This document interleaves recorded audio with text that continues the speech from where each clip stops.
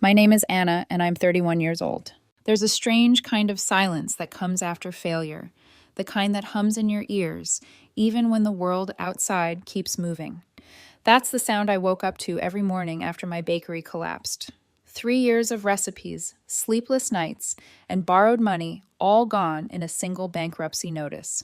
Michelle, my best friend and co owner, tried to comfort me. She said, "We'll start over someday." But her voice trembled, and I knew she didn't believe it any more than I did. My dream wasn't just about cakes or cookies, it was supposed to be my independence, my proof that I could build something of my own. When it died, something inside me did too. I sold what little I had left to cover the debts, a few mismatched chairs, the industrial oven, my grandmother's old pastry molds. When the numbers finally balanced, my bank account was almost empty. That night, I stared at the ceiling of my small apartment, realizing I couldn't afford another month's rent. That's when Carla, my older sister, called. Her voice came through bright, warm, and hurried. "Nat, I heard about the bakery. Don't freak out." "Okay. You can stay with me for a while, rent-free, until you get back on your feet." I hesitated. Carla and I were close growing up, but adulthood had turned us into distant satellites spinning in our own orbits. Still rent-free sounded like a miracle. She explained her plan. I'd live in her spare room, save money, and maybe start over. Then came the small, casual add-on. I just need a bit of help with the kids, getting them to school, homework, stuff like that. She had 4 children, ages 2 to 11.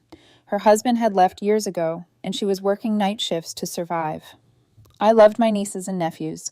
Helping her while I figured out my next step didn't seem like a bad deal. So I said yes. When I arrived at her house a week later, it smelled like baby powder, spaghetti sauce, and exhaustion.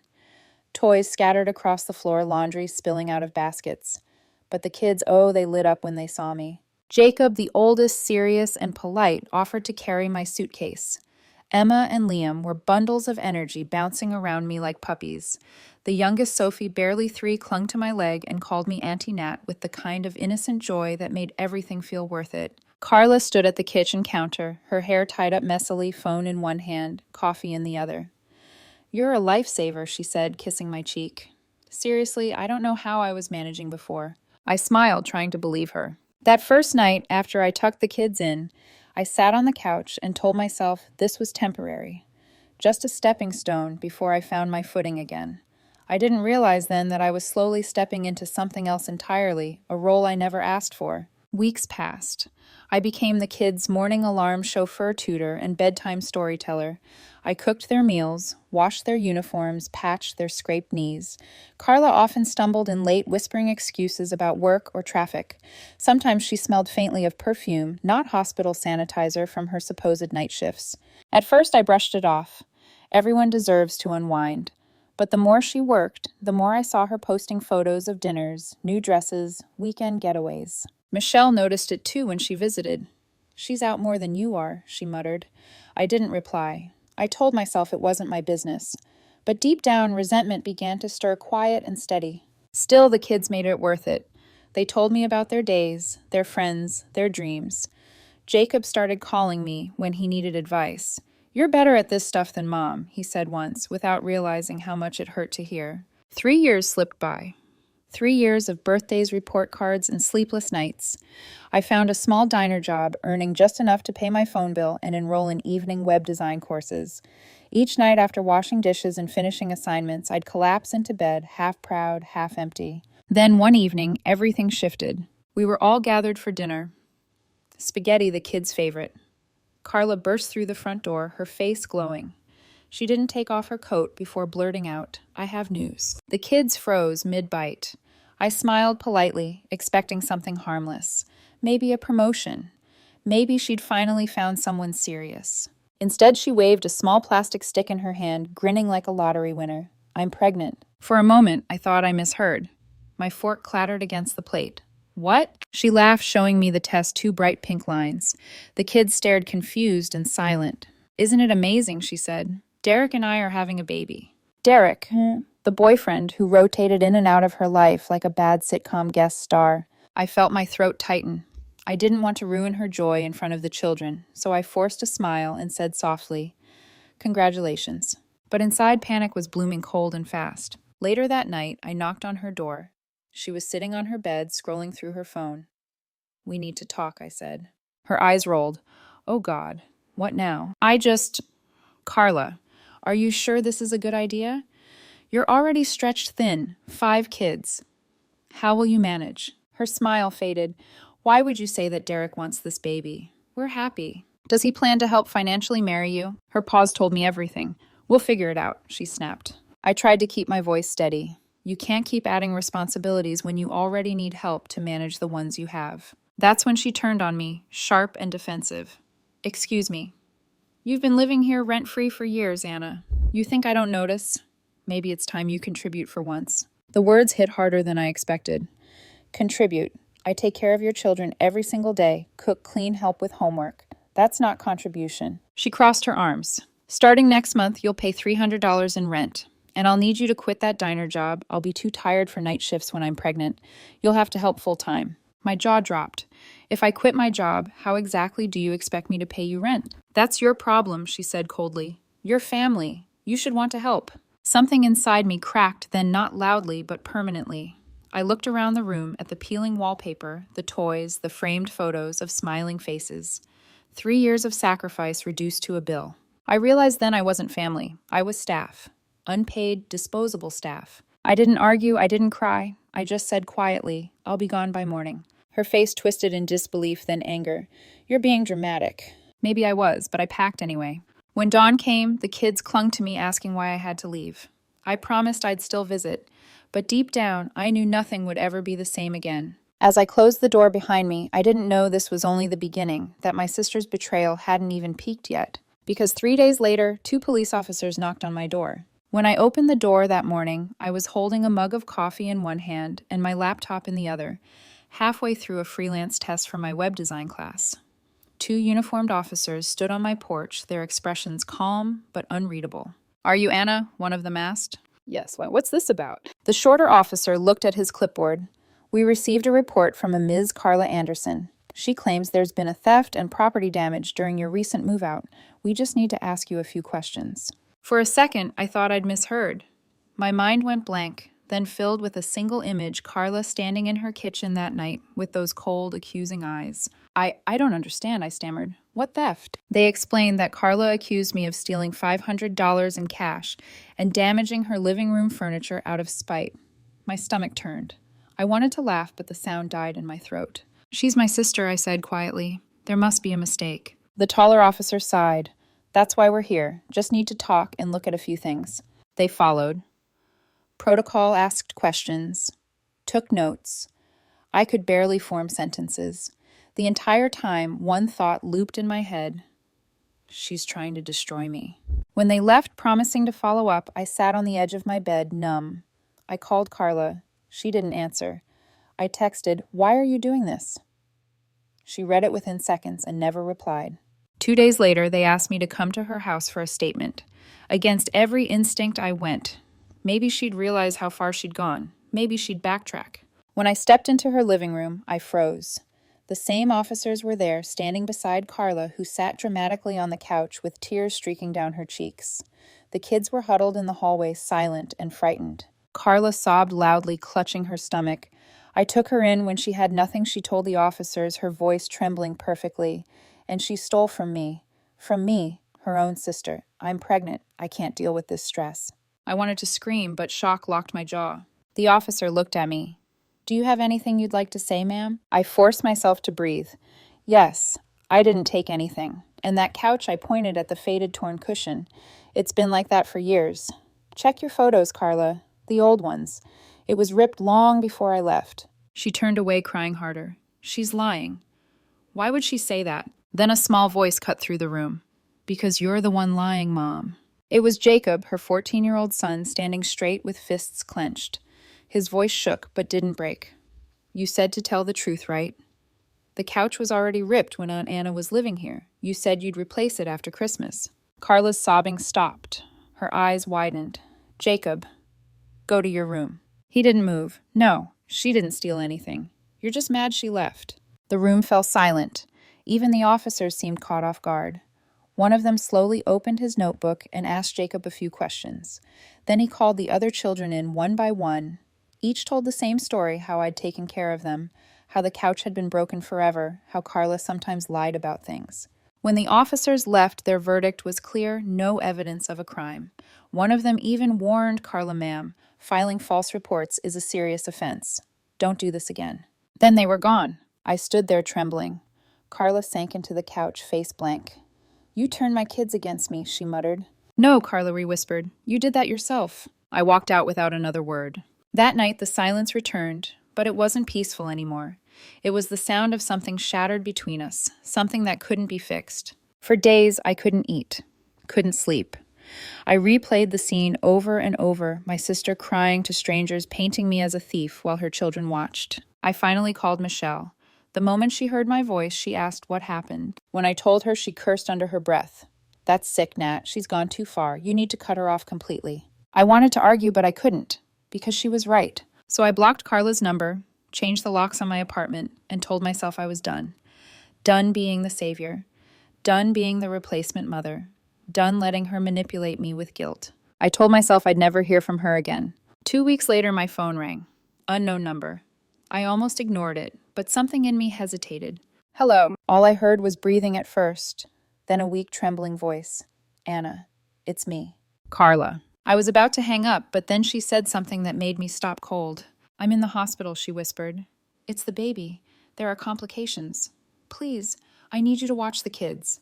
My chest tightened. I should have said no immediately. I should have told her to figure it out herself, but I didn't. I sat there in silence, torn between anger and instinct. "Why should I finally said. "You tried to ruin me, Carla. You called the police on me." She sobbed. This time it sounded real. I know. I wasn't in my right mind. "Please, Nat, I don't have anyone else. I'm scared. Please, just until I get out." I said nothing. She kept crying softly, the sound slicing right through my resolve. "I'll think about it," I said, and hung up. That night I didn't sleep. I stared at the ceiling, remembering Jacob's brave little face, the kids' hugs, their laughter. None of this was their fault. When morning came, I called the hospital. They confirmed Carla's condition: bed rest for at least a week, maybe longer. And against all reason, I found myself packing a small bag. As I zipped it shut, I told myself it was only temporary. Just for the kids. Just until she recovered. But deep down, I already knew this was the start of another cycle I swore I'd never repeat. When I stepped into Carla's house again, the air smelled exactly the same: old carpet cleaner, baby powder, and faint cigarette smoke from the neighbors. But everything else had changed. The walls were duller, the toys scattered and broken. The kids looked thinner, their faces tired. Jacob was the first to run up and hug me, whispering, "I knew you'd come back." His voice cracked just a little, and that sound nearly broke me. Carla was in the hospital, her pregnancy complicated by stress and malnutrition. Derek, her boyfriend, had vanished the night she was admitted.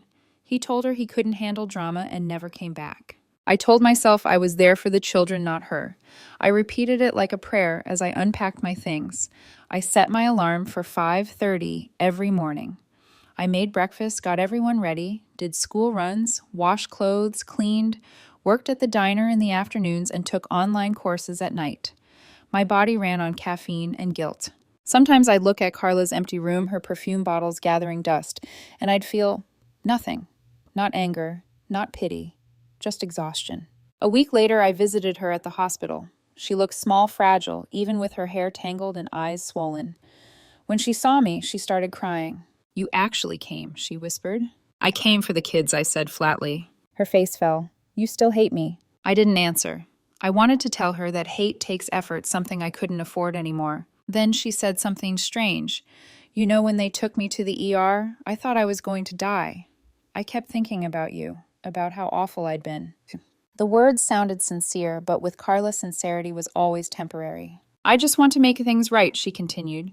"When I get out, things will be different." I nodded politely, but deep down I didn't believe her.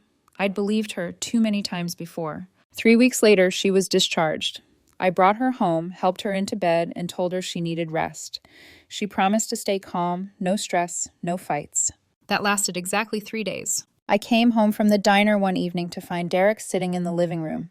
He'd returned uninvited feet, propped on the table drinking beer while the kids did homework. Carla was laughing beside him like nothing had happened.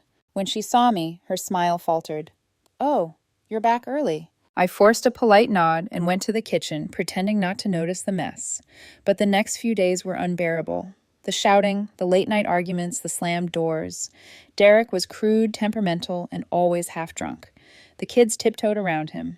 Even little Sophie stopped laughing. One night I heard yelling from Carla's room, things crashing, Derek's voice booming. Then silence. I ran in. Carla was sitting on the bed, crying her hand over her swollen belly. Derek was halfway through the door, shouting, "You're crazy. You think I'm going to raise 5 kids that aren't even mine." Then he was gone. He never came back. Carla's blood pressure spiked that night. I called an ambulance.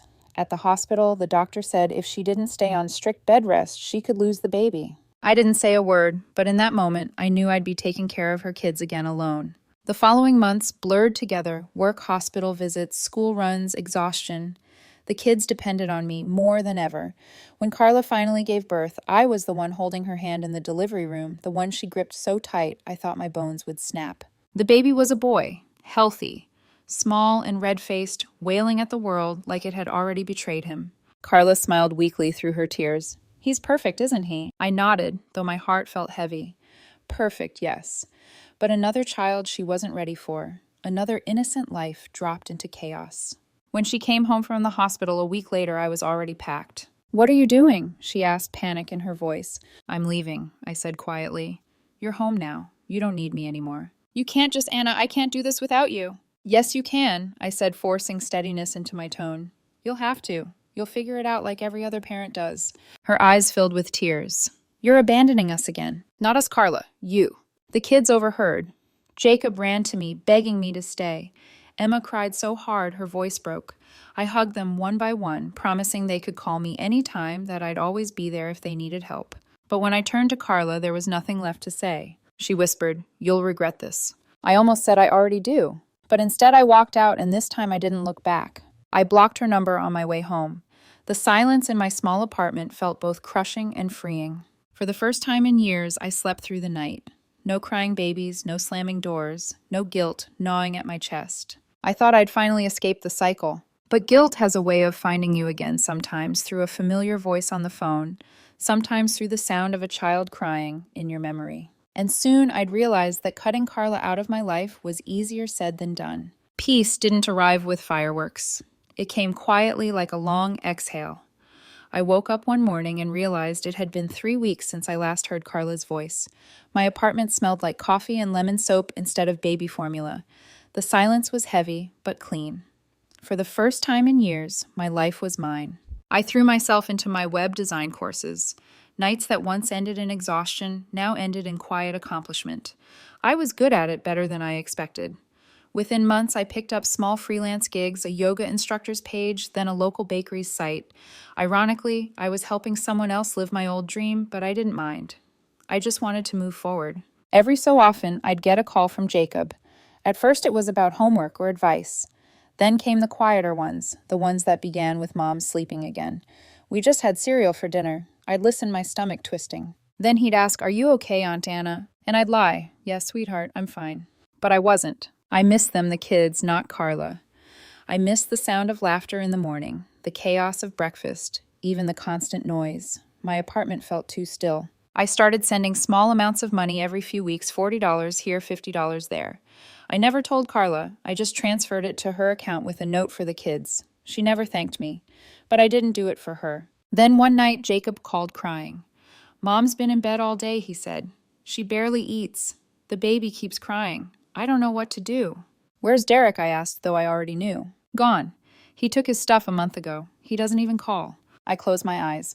Carla alone again. Same story, new ending. "Jacob," I said softly, "if things get really bad, you need to tell your school counselor. They can help." He sniffled. "But what if they take us away?" "They won't, sweetheart. They'll just make sure you're safe." He didn't answer, but I could hear him breathing, trying not to cry. After we hung up, I sat in the dark for a long time, gripping my phone like it could anchor me. My conscience whispered that I should go over there. My heart said no. Michelle became my eyes inside that house. She'd drop off groceries, sometimes check on the kids, and report back. Each time her tone grew heavier. "The place is a disaster," she said one afternoon. "Dirty dishes, clothes everywhere. Carla just lies in bed all day. Jacob's basically raising the others." I bit my lip. "What about the baby?" "She tries," Michelle said gently. "But she's not there. Not really. I think she's depressed." I wanted to feel pity, but all I felt was frustration. I thought about the police report, her lies, the betrayal. My chest burned with a mix of sadness and anger. Do you think she's sorry? I asked. Michelle hesitated. Maybe. But sorry doesn't fix everything, Nat. She was right. Months passed. My business grew. I quit my diner job and started freelancing full-time. I moved into a one-bedroom apartment with sunlight pouring through big windows. I bought my first real couch, clean, soft, new. When I sat on it, I thought about Carla's ripped one, the one she accused me of destroying. The irony stung. Still, the guilt never disappeared. I'd find myself scrolling through old photos of the kids on my phone, their faces frozen in laughter. Sometimes I'd cry without realizing it. Then one evening, my phone buzzed with an unknown number. I hesitated, then answered. Nat. The voice was weak but familiar. Carla. Before I could hang up, she spoke fast, desperate. Please don't hang up. I'm sorry. I need to talk. I said nothing. I messed up, she continued. I know I did. I wasn't thinking straight. When I called the cops, I felt like you were abandoning me, and I panicked. I hate myself for it. Carla, I interrupted quietly. Do you realize you almost ruined my life? Yes, she whispered. Every day, I think about it every day. Her voice cracked. I can't do this anymore, Nat. I'm drowning. Something in her tone felt genuine this time. Not performative, not defensive, just broken. I don't know how to fix any of it, she whispered. I closed my eyes. You start by taking care of your kids, I said softly. That's how. She started to cry again. I didn't hang up this time. I let her cry until she fell silent. Then I said, I hope you get help, Carla, and ended the call. Over the next few weeks, I got more voicemails. First, she was angry, accusing me of being cold, heartless. Then they turned to pleas. She begged me to forgive her, to come home. I deleted every single one. I told my therapist about it. She said forgiveness isn't the same as reconciliation, Anna. You can forgive her and still protect yourself. I wanted to believe that. I tried to. Then came Jacob's call again, one that shook me more than I'd admit. He spoke in a low voice, almost whispering. Mom's seeing someone new. His name's Rick. I don't like him. Why not? I asked. He yells a lot, mostly at the little ones. He makes Mom laugh, but the rest of us, we stay quiet when he's around. Do you feel unsafe? There was a pause. Not really, just uncomfortable. Promise me, I said, if he ever scares you or hurts anyone, you'll tell a teacher or call me. Promise. I promise, he whispered. I hung up and stared at the wall for a long time. I'd wanted distance, but the truth was, I was still tethered. Still orbiting their chaos, too scared to go back and too guilty to cut the string completely. And I had no idea that things inside that house were about to get worse. Much worse. Because not long after that call, Michelle showed up at my door, shaking with anger. Nat, she said I went over to check on the kids today. A man answered the door, Rick. He told me to leave. Said Carla doesn't need my charity anymore. I froze. Did you see the kids? No, she said softly. He wouldn't let me in. For the first time in years, I felt the old panic rising again. The chaos I'd left behind was still alive, and it was spreading. For days, Michelle's words echoed in my head. He wouldn't let me in. Something in me refused to believe it, but deep down I knew. Carla had a pattern man who promised help but left ruin. And this Rick, whoever he was, sounded like another storm waiting to hit. I called Jacob that night. He picked up on the third ring, whispering. Are you okay? I asked. Yeah. Rick just gets angry a lot. Mom says he's stressed. Does he ever hurt you? No, he said quickly, too quickly. He just yells. A lot. Jacob, I said softly. If he ever touches you or any of your siblings, I need you to call someone, me, a teacher, anyone. Promise me. A pause, then I promise. When the call ended, I realized my hands were shaking. Weeks turned into months. I kept busy with work. My freelance business was growing faster than I could manage. A marketing agency reached out to hire me for regular web projects. It was the stability I'd dreamed of for years. I moved into a bigger apartment, a one-bedroom with tall windows and quiet neighbors.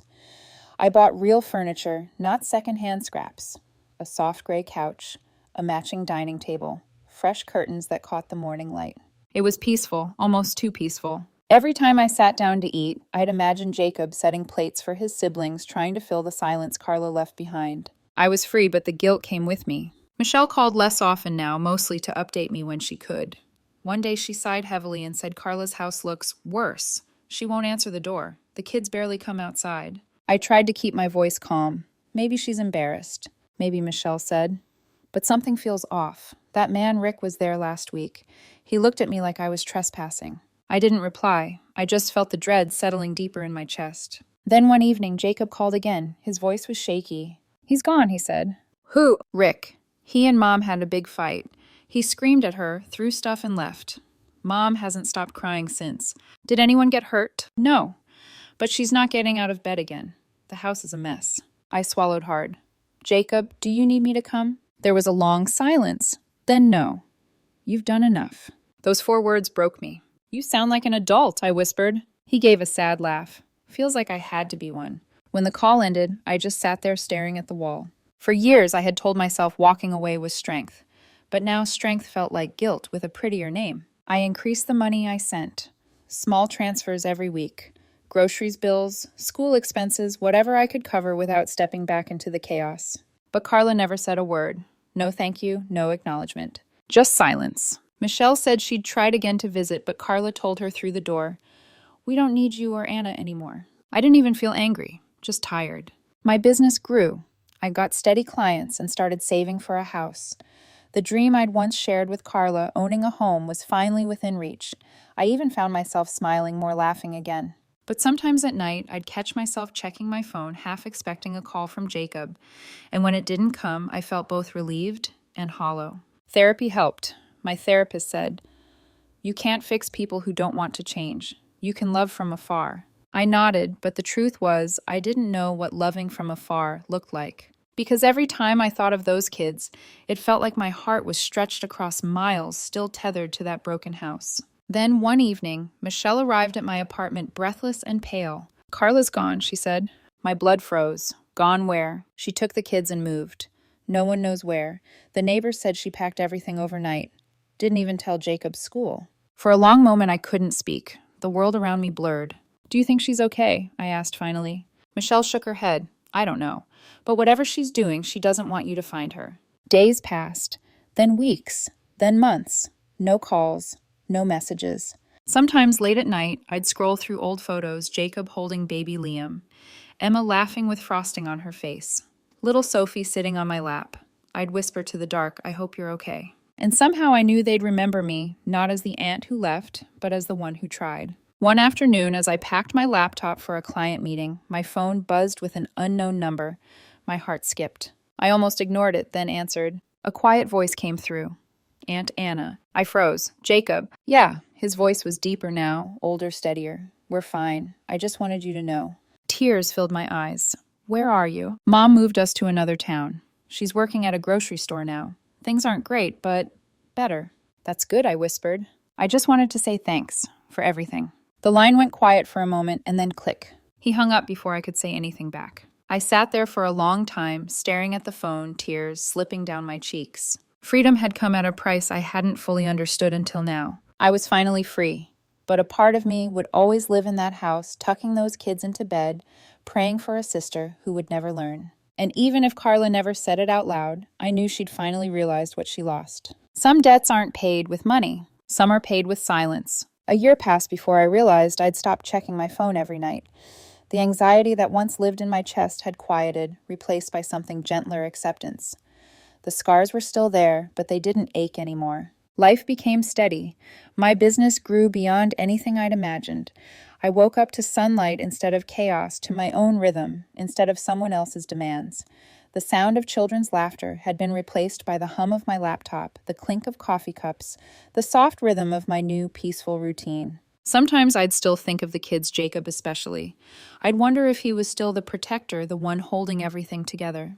In my heart, I knew he was. One afternoon, while sorting client files, I received an email from an unfamiliar address. The subject line simply read, "Thank you." Inside was a short message. "Hi, Aunt Anna. It's Jacob. I found your email on one of my old school forums. I just wanted to say we're okay. I got accepted into a local college. Mom's working part-time, and the little ones are growing fast. I think she's finally trying. We all miss you. I know things got bad, but I want you to know you helped more than you think. You taught me what responsibility looks like. You showed me what real love is. Thank you for being our real mom when we needed one. I don't know if Mom will ever say it, but I will. We love you." I stared at the screen until the words blurred. My chest tightened the same way it used to when Sophie wrapped her tiny arms around my neck or when Emma brought me her crayon drawings that said, "I love you, Auntie Nat." I typed a reply 3 different times, deleting it each time. What could I possibly say that would fit everything I felt? Finally, I just wrote, I'm proud of you, Jacob. Always have been.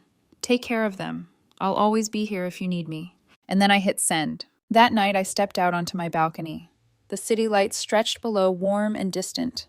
I thought about all those years I'd spent trying to fix things that weren't mine to fix, trying to save someone who didn't want saving. I used to think love meant sacrifice, that if you love someone enough, you'd endure anything. But love without boundaries is just self-destruction disguised as kindness. Carla taught me that. And yet I couldn't bring myself to hate her anymore. She was the sum of her mistakes, yes, but also of her pain. Maybe she'd finally learned. Maybe she hadn't. Either way, her choices no longer defined me. A few weeks later, I got another email, this one from Carla. No subject line, no long message, just a few sentences. Nat, I don't know if you'll ever forgive me. I don't deserve it. But thank you for not giving up on my kids when I did.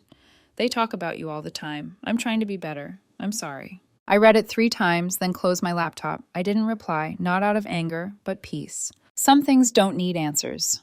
Some stories are better left closed, their lessons carried quietly into the next chapter of life. The next morning, I opened my curtains and let the sunlight spill across the room. My desk was scattered with notes, my inbox full of clients waiting for new designs. I smiled to myself, a real calm smile. I brewed coffee, turned on the radio, and whispered, "You made it." Because I had. I'd built a life out of ruins. I'd learned that walking away wasn't cruelty, it was survival. And even though a part of me would always belong to those children, to that house full of noise and heartbreak, I knew now that love can exist from a distance.